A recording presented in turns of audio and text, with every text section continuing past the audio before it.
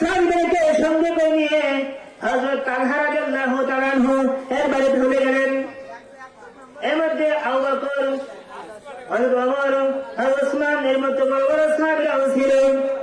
আল্লাহ নবী হযরত তালহার সঙ্গে দিন ব্যাপারে কথাবার্তা বলার জন্য মরুপ্রান্তর পাড়ে দিয়ে হযরত তালহা রাদিয়াল্লাহু তাআলা আনহু বাড়িতে চলে গেলেন। যাওয়ার পরে আল্লাহ নবী সাহাবীদের উপস্থিতিতে হযরত তালহার সাথে দিন ব্যাপারে কথাবার্তা বলতেছেন। এদিকে হযরত ওমরের চেহারা আশ্চর্যজনক হয়ে গেল। একবার হযরত তালহার ঘরের দিকে কান দেয়, আবার আল্লাহ নবীর সাথে এখানে শোরা মিটিং হচ্ছে, এখানে খেয়াল করেন আল্লাহ নবী হযরত ওমরের এরকম বারবার দিদিকে খেয়াল দেওয়ার কারণটা বুঝতে পারলেন।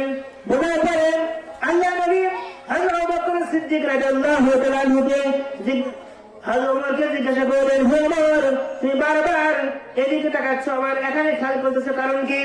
হযরত ওমর বলতেছে, ইয়া রাসূলুল্লাহ, ইয়া হাবিবাল্লাহ, হুজুর, হযরত তালহার ঘর থেকে একটা শিশু বাচ্চার কান্নার আওয়াজ আসতেছে।